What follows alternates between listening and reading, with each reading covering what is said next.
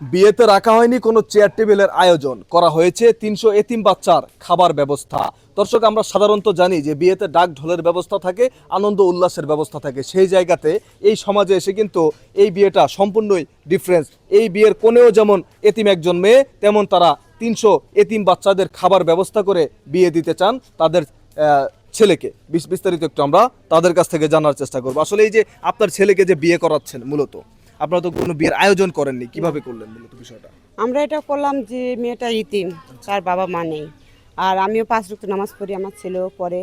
আর আমরা চাই না যে গান বাজনা করে আমার ছেলের বিয়ে দিই। আমরা চাই মাদ্রাসা 300-400 ছেলেকে দাওয়াত করছি, তারা এই খাওয়া দাওয়া করে দোয়া করবো আমার ছেলে বোন সুখে থাকে। কিন্তু আপনারা যদি বিয়ের আয়োজন করতেন, সেক্ষেত্রে তো অনেক লোকজন আসতো, আপনাদের হিউজ পরিমাণ একটা টাকা কালেক্ট হতো। কিন্তু এখন তো আপনাদের সেটা হবে না, আপনারা তো ডেক ভরে রান্না করছেন। না, আমরা তো টাকা পয়সা চাই না, আমরা তো লোভী না, আমরা একটা ভালো পরিবারের মানুষ, আমরা একটা ভালো মানুষ। আচ্ছা আচ্ছা, দর্শক আপনারা শুনতেই পারলেন যে তারা কিন্তু এটা আপনাদের জন্য একটা গুড মেসেজ হতে পারে।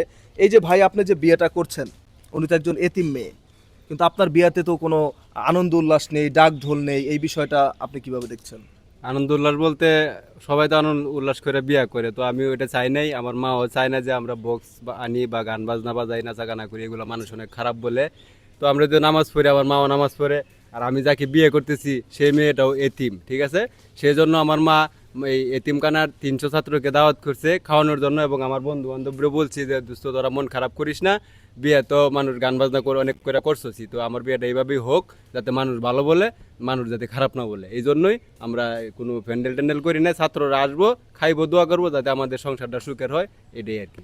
দর্শক, সংসারে সুখ আসার জন্য মাদ্রাসার ৩০০ এতিম ছাত্রকে দাওয়াত করেছে তাদের বিয়েতে। চেয়ার টেবিলের আয়োজন না রেখেছে ৩০০ এতিম বাচ্চার খাবার দাবারের আয়োজন।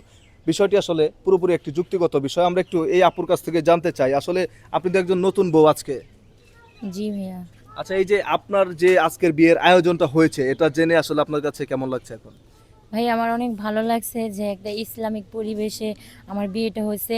আমি মনে করি আমি অনেক একটা ভাগ্যবান মেয়ে, এরকম একটা মানুষের সাথে আমার বিয়ে হয়েছে। 5 ওয়াক্ত নামাজ পড়ে, আমার শাশুড়ি 5 ওয়াক্ত নামাজ পড়ে।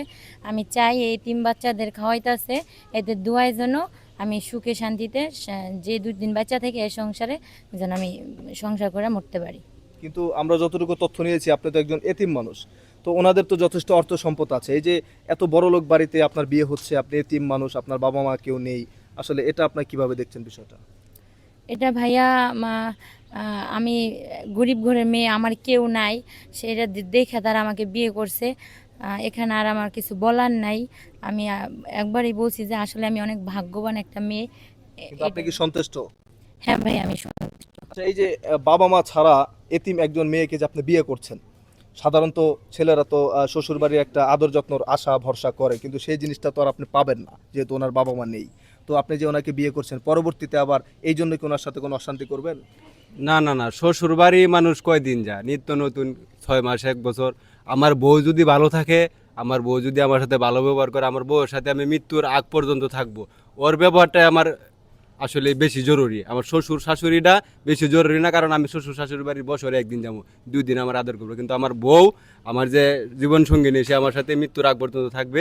তার যে ভালোবাসাটা, ওটাই যদি আমি পরিপূর্ণভাবে পাই, ওটাই আমার জন্য বড় পাওয়া ভাই। আচ্ছা, আপনার কাছে একটি প্রশ্ন রাখি, যে এখনকার সমাজে তো যৌতুক সাধারণত বিয়ে হয় না, তো এই মেয়ের তো বাবা মা নাই, তাহলে আপনার ছেলেকে যৌতুক দিবে কে? না, আমরা তো যৌতুক চাই না। আমার কথা যে আমাদের সব কিছু আছে, টাকা পয়সা বাড়িঘর সব কিছু আছে, আমার তো টাকা পয়সা লাগবে না। আর আমি টাকা পয়সার লোভে আমার ছেলের বিয়ে করাচ্ছি না। আর যদি আমরা লোভী হতাম, টাকা পয়সার উপর লোভ থাকতো, তাহলে আমার ছেলেকে অন্য জায়গাতে বিয়ে করতে পারতাম। দর্শক, আপনারা দেখতেই পারলেন যে এতিম এই মেয়েকে তারা কিন্তু একেবারে নিঃস্বার্থভাবে তাদের একমাত্র ছেলে সন্তানের জন্য বউ হিসেবে আনতে চায়, এবং তারা তাদের বিয়েতে কোনো চেয়ার টেবিলের আয়োজন রাখেনি, কোনো ডাক ঢোলের আয়োজন রাখেনি, রেখেছে শুধু ৩০০ এতিম বাচ্চার খাবার ব্যবস্থা, এবং তাদের কোনো চাওয়া পাওয়া নেই, তারা কোনো যৌতুকও চাচ্ছে না। তো এই ঘটনাগুলো আমাদের সমাজে বর্তমানে খুবই কম ঘটছে।